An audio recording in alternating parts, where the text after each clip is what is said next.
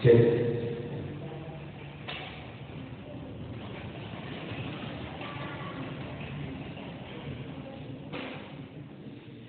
Bismillahirrahmanirrahim.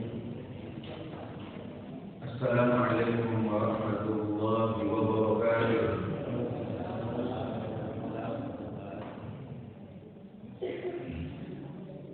Alhamdulillahilladzi hadana li hadza wa ma kunna linahtadiya laula an hadana Allah. Wassalatu wassalamu ala man la nabiyya ba'dahu. Sayyidina Muhammad wa ala alihi wa sahbihi wa man wala. Subhanaka la ilma lana illa ma 'allamtana innaka antal alimul hakim. Wa la hawla wa la quwwata illa billahil aliyyil 'azim. Amma ba'du. Hadirin hadirat jemaah subuh yang dirahmati Allah, mengawali pengajian kita subuh ini, saya mengajak dulu hadirin untuk membacakan surah Al-Fatihah yang pahalanya ditanyakan untuk almarhum Pak Haji Ansyar, mantan gubernur kita yang meninggal tadi malam jam 11 lewat. Semoga seluruh amal ibadahnya diterima di sisi Allah Subhanahu wa taala dan salat semoga diampuni dan dimaafkan oleh Allah Subhanahu wa taala. Alhamdulillah wa la ilaha illallah wa la ilaha illallah.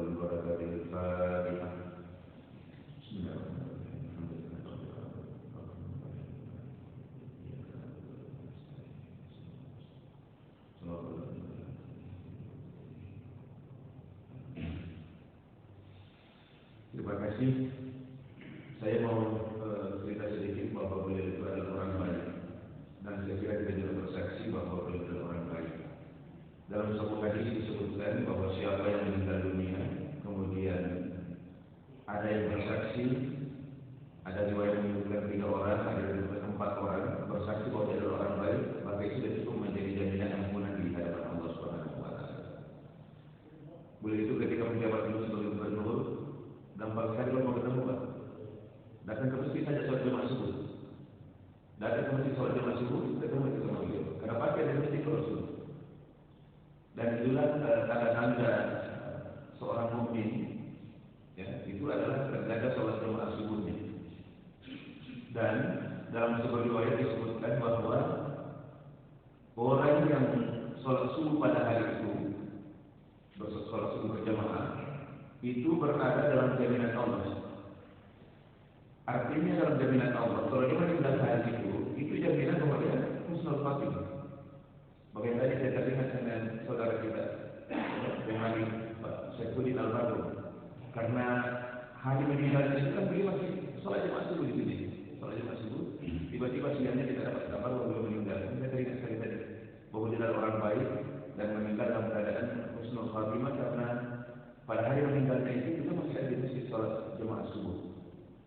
Juga teman saya dosen di Fakultas Sains, hari meninggalnya juga beliau masih ke masjid sholat jemaah subuh. Bahkan yang luar biasa, yang dosen Unhas itu dari Fakultas Kehutanan, karena meninggalnya di masjid, menunggu paman di setelah azan. Saya tidak tahu apakah beliau sholat sunat qabliyah atau sholat sunat tahiyatul masjid, menunggu paman tahiyat. Tiba-tiba jatuh ke samping, meninggal dalam sholatnya itu. Ini kematian yang sangat indah, ya. Ini yang disebut husnul khatimah. Mudah-mudahan kita semua bisa juga mendapatkan kematian yang seperti ini, husnul khatimah. Amin ya rabbal alamin. Baik Bapak Ibu, seperti biasa pengajian kita itu ada 2 sesi. Satu sesi umum yang kita bahas adalah masalah-masalah aktual sosial kemasyarakatan. Dan kalau masih ada waktu, sesi kedua sesi baca kitab. Ya. Jadi sesi pertama dulu, kalau saya tidak salah kita sudah bahas pekan lalu tentang apa? Tentang kolak bala, ya. Ya, tentang kolak bala. Jadi perlu dipahami dulu bahwa namanya kehidupan dunia itu cirinya 2. Pertama, at-taghayyur. Ciri kehidupan dunia yang pertama itu berubah. Jadi jangan kita berharap bahwa dunia tidak berubah. Dan dalam segala aspek. Coba dulu saya masih ingat ketika saya masih sampai saya Kalau ada kabar kita mau kirim, itu melalui telegram. Pendek kan bahannya. Dan itu dibayar per kata, dibayar per kata. Kemudian telegram hilang. Bahkan telepon rumah juga sudah hampir hilang semua ini. Itu sini. Dan ibu-ibu juga itu banyak stres karena tidak mau mengakui perubahan itu. Yang dulunya kulitnya kencang, sekarang tidak kencang lagi, stres karena tidak mau mengakui bahwa dunia ini berubah. Jadi apa harus diakui? Rambut yang dulunya hitam sekarang jadi putih, jadi putih, atau bahkan mungkin rontok hilang gitu. Itulah dunia berubah ini. Jadi tidak usah stres, karena memang dunia cirinya itu berubah. Kemudian yang kedua, cirinya dunia itu adalah al-fasad, rusak. Pasti rusak. Rumah kita itu ujungnya pasti rusak nanti. Ya, apapun. Dan termasuk badan kita itu akan mengalami kerusakan, dan puncak kerusakan adalah kematian. Dan pasti kita mati semua, tinggal menunggu waktu saja. Ya. Jadi tidak usah stres. Ya. Cuma memang juga kita diajarkan oleh Nabi untuk berdoa, berzikir, untuk menghindari keburukan. Contohnya, doa kunut itu. Wa qina bi rahmatika syarra ma qadait. Kami mohon perlindungan kepadamu ya Allah dengan rahmat-Mu dari takdir yang buruk. Jadi kita diingatkan, diajarkan apakah dalam doa kunut subuh atau kunut witir itu dibaca. Sedikit saya jelaskan bahwa kalau kunut subuh itu memang khilafiyah. Kalau dalam mazhab Syafi'i itu disunnahkan. Kalau lupa kunut, padahal kebiasaannya adalah kunut, maka dia disunnahkan untuk sujud sahwi. Tapi dalam mazhab lain itu tidak disunnahkan. Jadi jangan heran kalau misalnya ada imam lupa kunut, tiba-tiba dia sujud sahwi. Dulu Pak Rahman yang dosen syariah yang pindah sekarang ke Madinah, dulu pernah imam lupa kunut. Karena mazhab Syafi'i dia sujud sahwi. Banyak yang heran kenapa begitu? Karena kebiasaannya dia kunut tapi dia lupa. Makanya dia sujud sahwi. Termasuk imam sholat witir kalau Ramadan, terus lupa kunutnya malam ke-16 dan seterusnya, itu dianjurkan untuk sujud sahwi. Nah, kunut subuh tadi khilafiyah. Tapi kalau kunut witir itu semua ulama sepakat bahwa itu disunnahkan. Yang berbeda, ada yang kunut mulai malam pertama, seperti di Mekah dengan Madinah, itu mulai malam pertama Ramadan sudah kunut dalam witirnya. Ada yang kunut nanti malam ke-16, seperti di Indonesia. Ya, itu nanti malam ke-16 dan seterusnya sampai selesai. Dan ada yang kunut setiap witir. Ramadan tidak Ramadan, itu dalam sholat witirnya dia kunut. Kalau saya pribadi Pak, yang saya pakai yang ketiga. Ramadan tidak Ramadan, kalau sholat witir saya kunut. Berdasarkan hadis riwayat Muslim bahwa Hasan bin Ali radhiyallahu anhu, cucu Rasulullah, mengatakan bahwa saya diajari oleh Nabi untuk membaca doa dalam kunut sholat witir itu Allahumma hdini fiman hadait dan seterusnya. Maka atas dasar itulah sunnah ini yang saya ambil. Tapi saya tidak menyalahkan yang kunut tidak kunut di luar Ramadan. Nah, ini amalan pribadi saya berdasarkan hadis Imam Muslim tadi. Ya ini sedikit tentang doa kunut tadi, bahwa salah satu yang kita minta itu adalah mohon perlindungan kepada Allah dari takdir yang buruk. Berarti memang ada takdir yang baik, ada takdir yang buruk. Karena memang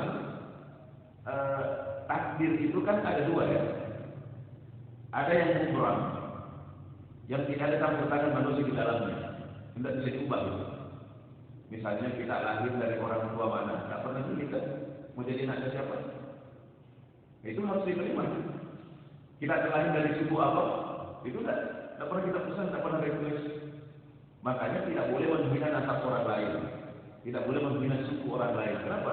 Itu adalah mubram, ketentuan Allah, tidak boleh dihina. Karena kita tidak pernah pesan mau jadi orang mana, tidak pernah mulai dari orang tua mana. Maka menghina nasab, menghina orang tua orang itu adalah termasuk kategori dosa besar. Dosa besar, tidak boleh. Ada jenis takdir kedua, yang takdir mukhayyar. atau mu'allaq. Manusia diberikan kebebasan untuk memilih. Seperti dulu ketika Khalifah Umar memerintahkan memimpin pasukan untuk masuk di sebuah wilayah, tiba-tiba terdengar kabar bahwa di wilayah itu lagi berjangkit wabah penyakit, ada wabah. Sehingga Umar kemudian melarang pasukan itu masuk, jangan masuk, nanti tidak tertular. Terus ada seorang sahabat bertanya, ya Amirul Mukminin, ana sirru min fadlillah. Wahai Amirul Mukminin, apakah kita mau lari dari takdir Allah? Masuk saja. Kan sudah ditentukan takdirnya. Biar kita tidak masuk, kalau takdirnya kena, takdirnya begitu. Dan sebenarnya juga begitu. Apa kata Umar? Nasirru min qadrillah ila qadrillah. Kita lari dari takdir Allah yang satu menuju takdir Allah yang lain. Menghindar dari wabah, selamat takdir Allah. Masuk di wilayah wabah terjangkit, itu juga takdir. Silakan memilih. Itu namanya takdir muhayyar atau mu'allaq. Manusia diberikan kebebasan oleh Allah untuk memilih. Cuma memang dalam situasi tertentu, kadang kita tidak tahu ini mau perang atau mu'allaq. Maka disinilah kita pentingnya ada dua. Ada namanya preventif, jadi usaha sebelum kejadian, pencegahan.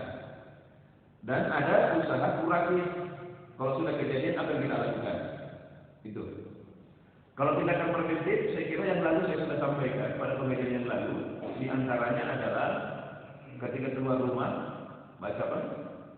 Bismillahirrahmanirrahim. Tawakkaltu 'ala Allah wa la haula wa la quwwata illa billah. Itu dibaca berapa kali? 3 kali. Kemudian melangkah dengan kaki kanan. Dalam hadis itu disebutkan bahwa barang siapa membaca zikir ini ketika keluar dari rumahnya, maka dikatakan kepadanya, hudita wa kufita wa wukita. Kamu telah diberi hidayah, kamu telah diberikan kecukupan, dan kau telah dijaga. Jadi 3 kita dapatkan, hidayah dari Allah, petunjuk, kemudian yang kedua kecukupan, dan yang ketiga adalah penjagaan. Ini bagian dari apa namanya tadi, upaya pencegahan supaya kita tidak terkena hal-hal buruk. Masih ingat Bapak Ibu yang kedua apa yang kita amalkan yang lalu pengajian itu? Sedekah. Bagiru bis shadaqah. Berpagi-pagilah kalian bersedekah. Bagiru juga biasa diterjemahkan bersegera. Jangan tunda-tunda. Tapi ada yang menerjemahkan memang pagi-pagi, pagi hari, bukan sore. Bagiru. Kenapa? Karena ada 2 alasan. Yang pertama, ada hadis lain menyebutkan itu, bagiru bis shadaqah fa innal balaa la yatafattaha. Pagi-pagi akan bersedekah karena bencana itu tidak bisa mendahului sedekah. Artinya kalau kita sudah sedekah di pagi hari, maka pada hari itu bencana tidak akan datang karena sudah ada yang mencegahnya, sedekah itu tidak bisa dilewati. Yang kedua, dimaknai manfaat itu karena setiap hari itu ada 2 malaikat yang turun dari langit ke bumi, dan dia berdoa kepada Allah. Malaikat pertama itu doa begini, Allahumma a'ti mumsikan khalaqa. Ya Allah, berikanlah ganti terhadap semua orang yang berinfak. Jadi kalau kita berinfak, kita bersedekah, kita didoakan oleh malaikat untuk digantikan apa yang kita keluarkan. Berapa gantinya? Wal hasanatu bi asyri amsalha. Gantinya minimal 10 kali lipat. Bahkan sampai 700 kali lipat. Bahkan bisa lebih. Itu doa malaikat pertama. Malaikat kedua berdoa, Allahumma a'ti mumsikan salafa. Ya Allah, berikanlah kehancuran kepada orang yang fikir. Jadi makanya tadi dianjurkan bersedekah pagi-pagi. bersedekah pagi-pagi supaya kita dapat doa dari malaikat dan itu menjadi tolak bala. Sedikit tentang takdir tadi. Kemarin saya dengar ceramahnya Buya Al-Razi. Beliau memisahkan seorang perempuan datang kepada Nabi Musa alaihissalam minta didoakan. Ya Nabi Allah, doakanlah saya agar saya bisa punya anak, bisa punya keturunan. Salah satu kehebatan Nabi Musa itu, Pak, dibandingkan nabi-nabi lain, itu gelarnya itu Kalimullah. Itu Nabi Musa bisa berkomunikasi dengan Allah langsung, bisa bicara langsung sama Allah. Bahkan Allah Musa taklima. Itu kelebihan beliau, bisa konsultasi kepada Allah langsung. Yang Musa kemudian berdoa kepada Allah, ya Allah, ada umat yang datang minta supaya dikaruniai anak karena sudah lama menikah tapi belum punya anak. Terus Allah jawab, oh tidak bisa, karena takdirnya memang dia tidak punya anak. Maka Nabi Musa pun berhenti, sudah kalau takdirnya seperti itu, sudah. Beberapa tahun kemudian, Nabi Musa ketemu lagi orang perempuan, sementara lagi tahu anak. Terus dia tanya, siapa ini? Anakku. Iya betul anakku ini. Nabi Musa pun bertanya kepada Allah, ya Allah, kenapa bisa begitu? Kau bilang dulu takdirnya tidak punya anak. Kenapa sekarang ada anaknya? Dan memang awalnya takdirnya begitu. Tapi dia selalu merengek dalam doanya. Selalu melas, maka saya tidak tahan dengan itu, makanya saya kasih saja. Makanya ada hadis Nabi yang menyebutkan bahwa doa itu bisa mengubah takdir. Maka jangan pernah berhenti untuk berdoa. Berdoa saja terus. Karena diterima atau tidak, ketika kita berdoa, itu sudah dapat itu pahala. Sudah dapat. Soal diterima atau tidak itu belakangan. Tapi ketika kita berdoa, itu sudah dapat pahala. Kan dalam hadis dikatakan ad-du'a'u mukhul ibadah. Doa itu adalah sumsumnya ibadah, intinya ibadah. Makanya di hari kemudian nanti ada orang ketika dikasih catatan amalnya dibuka. Kan Allah katakan, "Iqra kitabak." Baca surat amalmu. Kafani nafsika al-yawma 'alaika hasiba. Cukuplah kalian yang menghisap dirimu sendiri. Dibuka surat. Habis dijadikan catatan amal banyak sekali. Ya Allah, dari mana ini? Pahala banyak sekali, rasanya tidak patut saya lakukan ini. Karena banyak sekali ini. Kata Allah, itulah doa-doa melalui itu yang saya tidak berikan. Jadi catatan amal. Langsung dibilang, ya Allah, coba dulu sudah doa jangan yang diterima, jadi catatan amal saja semua. Jadi lama itu menyesali dikabulkan doa karena dia ada pahalanya ketika berdoa besar sekali. Menyesali itu, ya Allah, tadinya dulu jangan diterima doa, jadikan saja catatan semua, catatan amal. Makanya ini. Dan kita kadang manusia ini suka tergesa-gesa. Ya, karena insan majulah selalu tergesa-gesa. Padahal Nabi Musa alaihissalam tadi kalimullah itu berapa tahun berdoa baru dikabulkan doanya untuk kehancuran Fir'aun? 25 tahun. Bahkan Nabi menyebutkan lain lebih 25 tahun berdoa baru dikabulkan doanya. Nabi Ibrahim berdoa minta berapa tahun baru dikabulkan? 40 tahun lebih. Padahal itu gelarnya apa? Khalilullah, kekasih Allah. Kekasih Allah. Tapi 40 tahun baru dikabulkan doanya. Kita biasa minggu berdoa tidak dikabul berhenti. Padahal itu tadi pahalanya luar biasa ketika kita berdoa. Maka salah satu niat kita berdoa, berzikir ketika misalnya tolak bala itu bukan hanya sekedar supaya dijauhkan, tapi itu adalah ibadah kepada Allah Subhanahu wa taala. Itulah keuntungannya. Kalau kita minta tolong kepada Allah kalau ada masalah, karena yang pasti dapat pahala. Kemudian yang kedua penghormatan terjaga. Misalnya kita ada masalah, misalnya masalah keuangan. Kalau kita curhat kepada Allah, pahala dapat, kehormatan terjaga, masalah terselesaikan. Tapi kalau datang sama manusia, minta, itu kan untuk datang kepada orang, itu kehormatan sudah pasti hilang. Karena harus menghilangkan rasa malu. Iya, bisa. Dan ternyata setelah kita cerita, kita minta, belum tentu ditolong juga. Karena dia juga punya keterbatasan. Makanya lebih bagus curhat kepada Allah dibandingkan curhat kepada manusia. Ini apalagi kalau sekarang bertengkar sama suaminya seluruhnya tahu. Kenapa dia bukan status? Seluruh bertengkar sama suaminya bukan.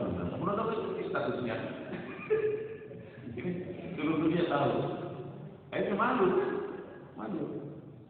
Jadi lebih curhat kepada Allah dan selalu minta kepada Allah.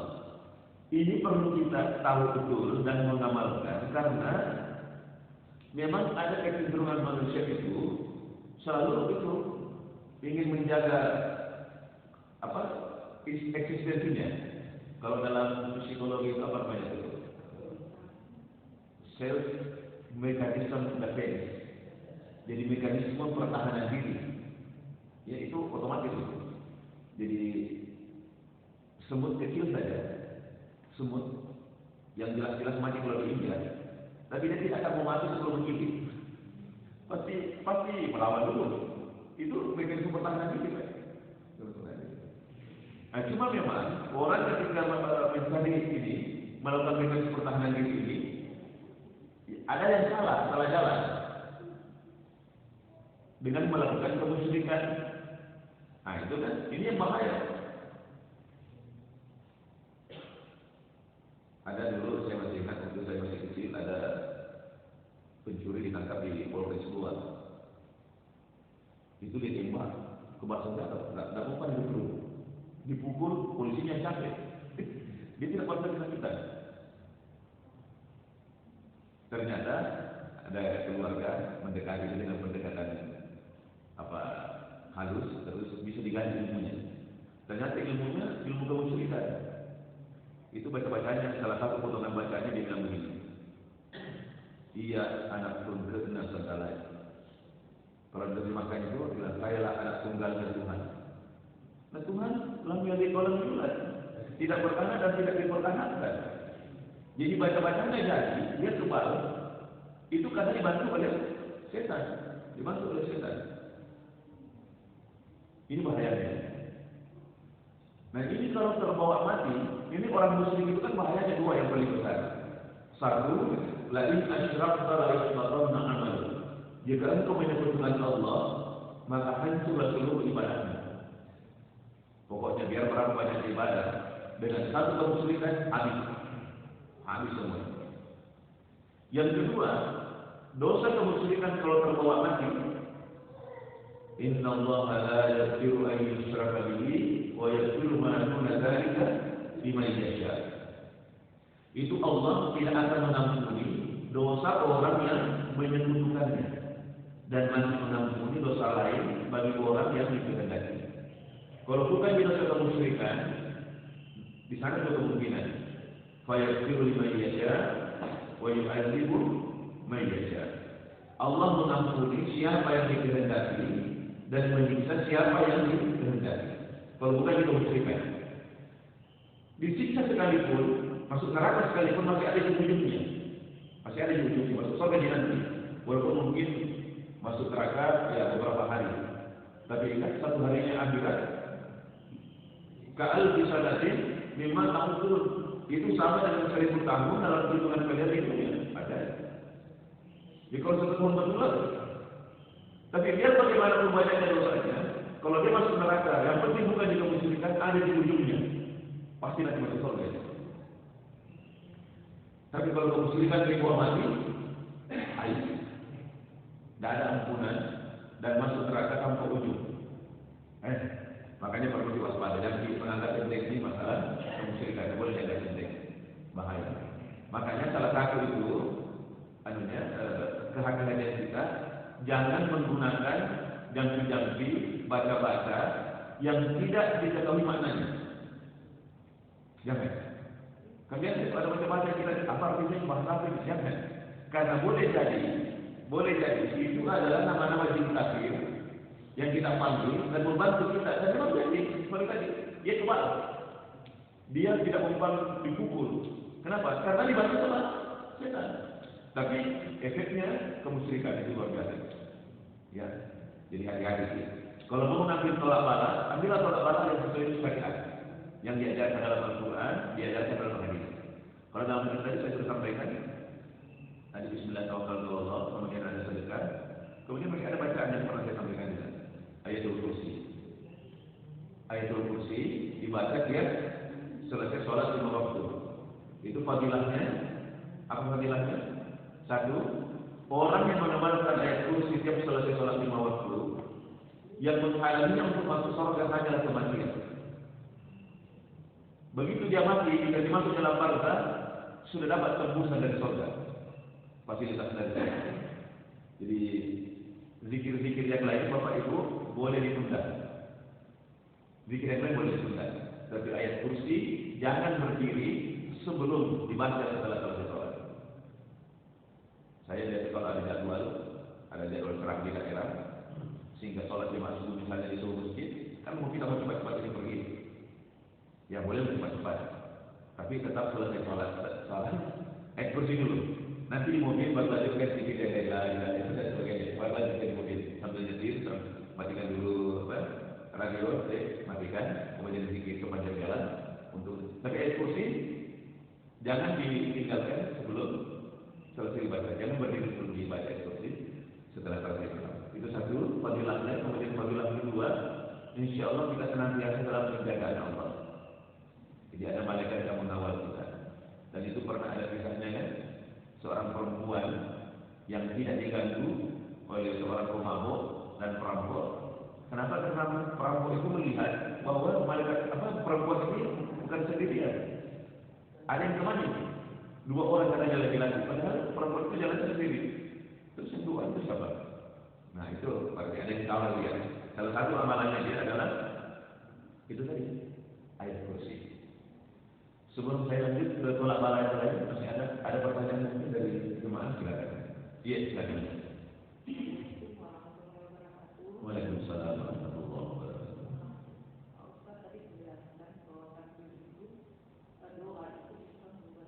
Iya.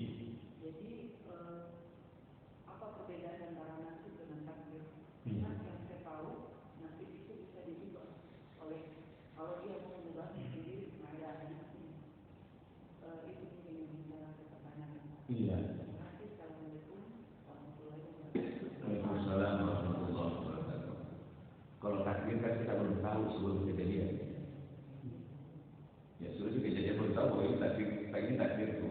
Nah kalau sudah kejadian begitu, itulah bagian kita. Bagian itu dalam bahasa Arab nasib. Jadi nasiban, ya nasiban mafruḍah. Jadi bagian kita itu bahasa Arabnya adalah nasib. Bahasa Arabnya nasiban, nun, shad, ya, ba, alif, nasiban. Diterjemahkan itu menjadi nasib. Tapi sebenarnya terjemahan aslinya nasiban itu adalah bagian. Makanya itu nasiban mafruḍah ada di ayat pewaris. Ada di ayat pewaris.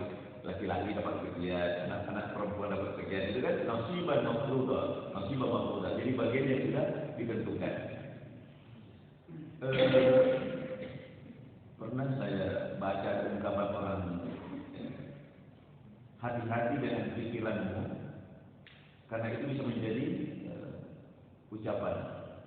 Hati-hati dengan ucapanmu, karena itu bisa menjadi doa, dan doa itu bisa menjadi nasib kita.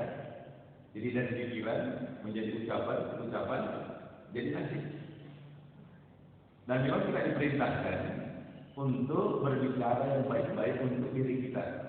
Jadi jangan berbicara buruk-buruk dengan diri kita. Misalnya ada orang bilang, saya memang orangnya sial, apa-apa urus, sial betulan, itu kita yang bilang. Tidak boleh. Rasulullah merintahkan kita kalau bicara tentang diri kita, bicara baik-baik. Wa innal malaikata yu'minuna ma taqulun. Karena ada malaikat yang mengaminkan apa yang kita ucapkan. Saya mungkin pernah cerita, saya punya saudara angkat, itu perempuan 3 orang. Itu waktu masih gadis, cerita-cerita. Yang satu bilang, saya nanti suamiku, yang penting kaya, biar tua tidak apa-apa. Yang satu bilang kalau saya yang ganteng, kalau saya yang ganteng. Yang satu bilang saya yang penting agamanya bagus, soalnya biar pekerjaan belum ada apa-apa. Saya ketemu mereka beberapa tahun kemudian, ternyata kondisinya persis sama dengan ucapan mereka, sama ya. Jadi apa yang mereka ucapkan itu terjadi. Jadi itu contoh saja. Jadi nasib takdir itu tidak bisa kita ketemu sebelum kejadian, ya sudah kejadian. Nah, tapi nasib itu adalah bagian kita yang sudah bisa menjadi nasib, bagian kita yang sudah menjadi ketentuan dari Allah Subhanahu Wa Taala. Tetapi secara umum memang bahwa itu tadi hadisnya bahwa Allah itu bisa mengubah keputusan itu dengan doa. Kalau hamba itu selalu merengek, selalu mengelak, Allah bisa ubah ketentuan itu diubah. Tapi itu takdir yang muhayyar, yang mu'allaq yang digantung oleh Allah. Tapi kalau kurang, itu lain ceritanya. Ya. Tapi kita tidak tahu yang mana yang muhayyar. Jadi berdoa saja, minta saja kepada Allah. Saya masih ingat waktu ada kerusak Farid Wajib kecelakaan. Itu kan mobilnya apa ya? Bukan Pajero, Fortuner kan. Jadi pernah saya beriringan dari Batu. Adik saya nyetir itu kecepatan 100 saya tiba-tiba dia tengok. Lihat berapa itu? Begitu kencang. Bilang, nanti tiba-tiba karena dia servisnya terjaga di mobilnya. Bilang, itu mobilnya terus itu. Dia bisa masuk bengkel Toyota seluruh Indonesia gratis. Karena ada notanya dari percikan. Dijamin. Servis umat Ustaz, saya servis mobil tadi. Jadi mobilnya terjaga betul itu servisnya. Jadi hal itu memang supirnya itu selalu kecepatan tinggi kalau perjalanan Palu Makassar. Tiba-tiba ada truk di depannya itu belok mendarat tanpa kasih geser. Itu dia banting setir, jadi ada kerusakan bagian pinggir kan. Bawa kena itu mobil dengan truk itu bagian dia. Ternyata boleh pada keluar dari mobil tidak terluka, sehat. Nah mobilnya kalau dilihat di parahnya itu. Dalam wawancara itu beliau mengatakan ada namanya itu tadi takdir mukrah, takdir yang tidak bisa dihindari bahwa kita harus kena celaka hari itu. Tapi yang kita minta kepada Allah, Allahumma inna na'udzubika min jahdil bala. Ini yang sering kita baca dalam doa Qunut dulu, waktu masih Covid dulu. Yang kita minta kepada Allah supaya diringankan. Jadi takdir itu tetap terjadi, tapi diringankan. Ya. Jadi tidak terlalu keras. Tetap kejadian yang kita jalani kan itu bagian dari takdir Allah. Maka tidak boleh kita mengatakan ketika kejadian musibah atau bencana tidak boleh mengatakan lau fa'altu kada kada wa kada. Seandainya begini tadi tidak begini, tidak boleh. Kalau sudah kejadian jangan berandai-andai. Misalnya barang coba seandainya tadi kalau tidak balap-balap tidak kecelakaan, ya sudah tidak boleh kan? Karena sudah kejadian jangan lagi seandainya. Ya sudah, qadarullah. Ya, Allah ini adalah takdir dari Allah. Masya Allah, apa yang dikehendaki oleh Allah itu pasti kejadian. Nah, cuma memang juga secara sunnatullah, hukum kausalitas, sebab akibat itu harus diperhatikan. Jangan hanya mengandalkan doa saja, terus tidak memperhatikan hukum kausalitas. Contohnya, ada hadis Nabi, barang siapa membaca zikir Nabi Khidir alaihissalam, maka Allah menjaganya dari 3 hal. 1, dari kecurian, 2, dari kebakaran, yang ketiga dari tenggelam. Jangan kemudian dengan alasan sudah baca zikir dan dipikir, kemudian motor tidak dimasuk dalam pagar. Terus kuncinya disimpan di situ. Kenapa? Mencapai begitu. Nah, sudah membaca doanya tadi. Tidak boleh. Tetap harus kita hati-hati. Jadi secara walaupun tadi ada jaminan dalam hadis bahwa kalau kita baca zikir dan dipikir dijaga dari kebakaran, dijaga dari kecurian, dibaca dan diselamatkan dari tenggelam, tetap harus kita menjalani hukum kausalitas itu dengan sesuai dengan kehidupan yang normal. Ya. Jadi sama dulu seorang jemaah datang ke masjid di Masjid Nabawi di Madinah, naik onta. Terus turun dari untanya langsung masuk masjid. Nabi bilang, untamu. Apa dia bilang? Tawakkaltu ala Allah. Dia bilang, saya bertawakal kepada Allah. Nabi betul, ikat dulu. Ikat dulu baru tawakal. Jangan belum diikat, sudah tawakal. Sudah tawakal kepada Allah. Ini tidak memperhatikan hukum kausalitas, ya, hukum sebab akibat. Itu tetap harus diperhatikan, Pak. Jadi pernah dulu di Jakarta ada menara masjid tumbang. Menara masjid tumbang. Dan itu ada korban jiwa. Ternyata di situ ada pengurusnya. Dulu keyakinannya begitu. Ini kan rumah Allah, pasti dijaga oleh Allah. Biar campurannya tidak kuat, fondasinya tidak dalam, ini dijaga oleh Allah. Salah itu. Salah. Itu harus, kalau namanya bangunan, itu harus ikuti ilmu konstruksi. Kalau menaranya sekian tingginya, itu fondasinya harus sekian. Besi yang digunakan ukuran berapa, campurannya berapa. Itu tidak boleh menyalahi ilmu konstruksi. Jangan katakan, ini kan rumah Allah, pasti dijaga oleh Allah. Nah, tadi, Inna Allah la yughayyiru ma biqaumin hatta yughayyiru ma bi anfusihim. Jadi Allah tidak akan mengubah nasib suatu kaum kecuali kaum itu sendiri yang mengubah nasibnya. Jadi itu kita harus berusaha dulu. Ya memang setelah itu baru tawakal kepada Allah, berserah diri kepada Allah. Cuma memang jangan berusaha kepada Allah. Kalau kita upaya maksimal sudah dilakukan, doa dan zikir sudah dibaca, terus masih kesalahan juga. Misalnya kalau saya ke daerah biasanya mobil saya servis dulu, Pak, bawa ke bengkel. Apa diperiksa dulu? Oh, oke. Terus mau keluar dari rumah zikir. Itu bagian dari ikhtiar, upaya kita. Tapi bukan berarti 100% tidak ada lagi masalah. Masih bisa, Pak. Masih bisa kesalahan. Karena masih bisa, karena Allah menghendaki sesuatu. Contoh,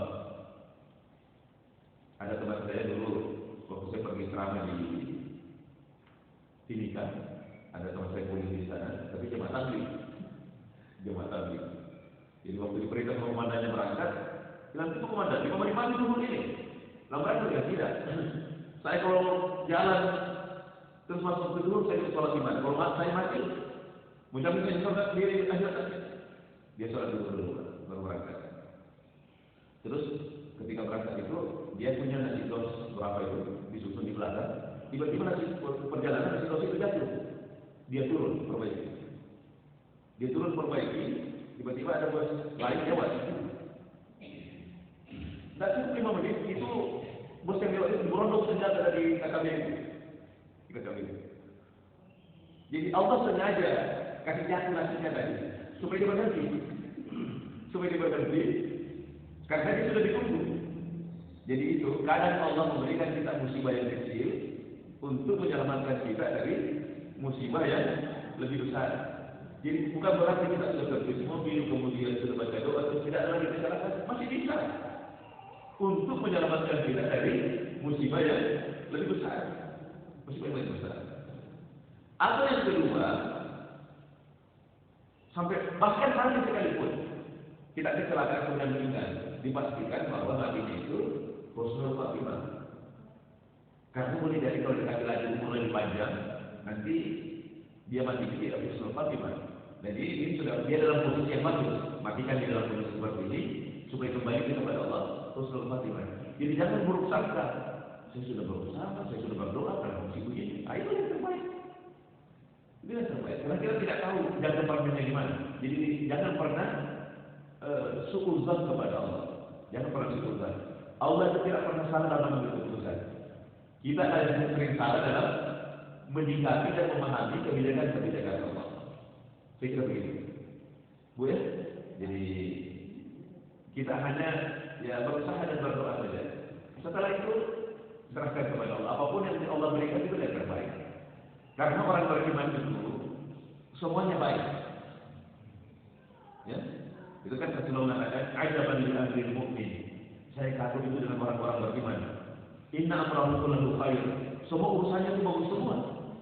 In asabathu sarra'u syakara fakana khairan lahu. Kalau mendapatkan hal yang menyenangkan, dia bersyukur. Itu juga menjadi kebaikan baginya. Wa in asabathu darra'u sabara fakana khairan lahu. Kalau mendapatkan keburukan, dia bersabar. Itu juga menjadi baik baginya. Kan itu wajah yang kita hadapi. Senang dan susah, susah dan senang. Kalau yang datang menyenangkan, kita apa? Bersyukur. Kalau yang datang tidak menyenangkan, sabar. Dan itu menjadi kebaikan. Itu menjadi kebaikan. Tidak usah marah-marah. Jadi saya kadang mau lewat, tapi parkir berdampingan bisa buat sabar. Mudah. Ini pahala-pahala. Ya. Daripada marah-marah, baik tekanan darah, stres, bertengkar sama tetangga. Baik bersabar saja, bersabar dapat pahala. Kan itu dua yang menyenangkan, dua yang kita hadapi, senang dan susah. Kalau ujiannya kesenangan, kita bersyukur. Ujiannya kesusahan, kita bersabar. Ya sudah. Ya daripada marah-marah. Begitu Pak ya. Kita baca sedikit kitab tadi, karena hampir 5 menit, tinggal 7 menit. Kita baca sedikit kitabnya. Jadi ini tentang mandi wajib ya. Itu kemarin kita sudah bahas. Jadi rukun mandi wajib itu hanya 2 saja. Pertama niat, yang kedua meratakan air ke seluruh tubuh. Jadi pastikan bahwa tidak ada yang menghalangi sampai ke air ke kulit. Misalnya kalau perempuan biasa pakai kutex, itu dibersihkan dulu. Kemudian bapak-bapak yang biasa bekerja ada cat, ada getah, itu dihilangkan semua dulu. Pastikan bahwa air tembus ke kulit. Jangan sampai ada benda yang menghalangi sampainya air ke kulit yang menyebabkan mandi kita tidak sah. Oh iya, perlu diperhatikan juga bahwa ketika mandi itu pastikan dulu selesai seluruh air sudah merata ke tubuh baru pakai sabun. Karena kalau air tercampur sabun dengan sampo berarti dia tidak mensucikan. Boleh dipilih, apakah sebelumnya pakai sampo mandi dulu, pakai sabun, terus di belakangnya kemudian pakai air bersih itu sudah rata ke seluruh tubuh. Atau sebelumnya kasih rata mandi dulu air, baru pakai sampo atau sabun. Jangan diajarkan campurannya karena jangan sampai tidak sama mandinya. Bisa dipahami ya? Bisa dipahami. Jadi yang bagus, kasih rata mandi dulu air, kasih rata semua air ke seluruh tubuh. Kalau sudah terpenuhi, baru pakai sampo, pakai sabun. Boleh juga, belum sempurna, pakai sampo, pakai sabun, tapi setelah itu pastikan bilasannya itu sudah sempurna semua, sampai ke seluruh tubuh. Di sini saya lihat dalam kitab ini disebutkan ada 3, ya. Tapi yang umum itu kita yang masuk rukun di sini ada menyela-nyela jari-jari dan rambut. Menyela-nyela itu begini. Ini di sela-sela ini digosok. Tapi di buku lain saya lihat menyela-nyela itu tidak masuk kategori wajib, dimasuk kategori sunnah. Kalau di sini malah di dalam kitab ini Syekh Bakar Al-Jazari ini masukkan bahwa itu wajib, ya. Jadi wajib menyela-nyela itu termasuk ini jari-jari kaki. Berarti jangan sampai di sela-selanya tidak kena air, ya. Jari-jari ini, kemudian lipatan-lipatan kulit, terutama yang langsing seperti saya. Itu pastikan bahwa itu lipatan-lipatan kulit itu kena air semua, pastikan. Dalam kitab ini dikatakan itu hukumnya wajib. Tapi dalam kitab lain dikatakan itu menyela-nyela itu hukumnya sunnah. Tapi yang jelas pastikan air menyentuh seluruh tubuh. Kemudian yang kedua, sunnahnya. Satu membaca bismillah, tapi ingat tidak boleh melafazkan bismillah ketika kita dalam WC. Jadi dibacanya di mana? Ya, di hati. Atau disirkan, tidak boleh dilafazkan. Tidak boleh mengucapkan ucapan kalimat thayyibah di dalam WC. Jadi bismillahnya di dalam hati. Kemudian ghaslul kafaini tidak qabla idkhalil fil ina, mencuci kedua tangan sebelum memasukkan ke dalam wadah. Ini cara mandi tempo dulu. Karena mereka itu airnya terbatas. Jadi mereka mandinya ini. Kalau kita sekarang pakai pena. Minimal pakai timbal, ya. Ya. Tapi disunahkan itu tadi. Bahkan kalau bisa lebih bagus kalau berwudu dulu. Salah satu hikmahnya berwudu dulu supaya itu jantung tidak kaget. Misalnya air dingin kan, tiba-tiba langsung diguyur. Itu kan tubuh kaget itu. Jadi bagus kalau sedikit-sedikit, jadi cuci dulu tangannya, cuci dulu kaki. Ini kan bagus. Penyesuaian. Jadi tubuh mengalami penyesuaian subuh. Karena biasa ada kasus karena langsung disiram besar, itu biasa pingsan dia, atau jatuh di kamar mandi. Jatuh di kamar mandi karena mungkin dia terkena darah rendah, tiba-tiba dia siram, itu kaget tubuhnya, tidak siap menerima perubahan suhu begitu cepat, pingsan dia, jatuh di kamar mandi. Nah, itu hikmahnya, dicuci dulu tangan, kaki, tapi lebih bagus kalau berwudu sekalian supaya penyelesaian. Kemudian al-bidayah bi izalatil adza, dimulai dengan menghilangkan dulu kotoran. Jadi kalau ada kotoran-kotoran itu dihilangkan dulu, jangan langsung mandi. Itu tadi kalau ada yang menghalangi di dosa dulu dan sebagainya. Ya. Kemudian taqdimu a'dha'i wudu qabla ghusl jasad, mendahulukan anggota wudu sebelum anggota mandi semuanya. Itu tadi, makanya saya katakan lebih bagus sekali dinyatakan untuk berwudu. Cuma memang pertanyaannya, apakah setelah mandi nanti tidak perlu berwudu ulang lagi? Dengan pertimbangan, kalau mandi itu lirafil hadatsil akbari, menghilangkan hadas besar, maka otomatis hadas kecil sudah hilang. Saya katakan boleh, yang penting dua syarat. Satu, memang sudah berwudu sebelum mandi. Yang kedua, selama tadi mandi tidak melakukan hal-hal yang membatalkan wudu. Misalnya tidak kencing, tidak menyentuh kemaluan. Itu susah, mandi tidak. Makanya lebih aman berwudu saja. Berwudu saja kembali, setelah mandi berwudu itu lebih aman ya. Berwudu saja kembali. Kemudian al-madmadah wal istinsyaq, ya. Wa ghuslu simakil udunain ay mawqinihima. Jadi berkumur-kumur, istinsar, ini masukkan air ke hidung, ya, tapi jangan terlalu keras menghirupnya, nanti pening di sini. Jadi dihirup setengah saja, ya. Kemudian ini bagian yang ini yang sulit yang terkena air, bagian lipatan-lipatan telinga itu diperhatikan semua untuk digosok. Ini bagian dari kategori sunnah, ya, sunnah. Kemudian makruhatul muslim, makruh. Artinya kalau dilakukan pahalanya berkurang. Dan makruh itu masuk kategori larangan. Cuma larangannya tidak tegas. Tapi jangan dilakukan. Namanya larangan, yang dilarang, jangan lakukan. Al-israfu fil ma', berlebih-lebihan dalam menggunakan air. Ya, jangan berlebih-lebihan. Pakailah secukupnya saja. Jangan seperti mandi bebek, rapal-rapal. Airnya banyak sekali tumpah, sementara tidak efektif. Jadi memang shower itu paling bagus itu. Mandi pakai shower, airnya efektif itu tergunakan, ya, daripada menggunakan timba. Jadi jangan berlebihan. Kemudian al-ghuslu fil makanin najis. Air sudah masuk waktu salat isya, pukul 6.15. Saya kira cukup, Bapak Ibu, hari kita tutup dengan salat isya. Mudah-mudahan kita semua dianugerahi pahala haji dan umrah oleh Allah Subhanahu wa taala. Amin ya rabbal alamin. Wallahu a'lam bishawab. Subhanakallahumma wa bihamdika, asyhadu an la ilaha illa anta, astaghfiruka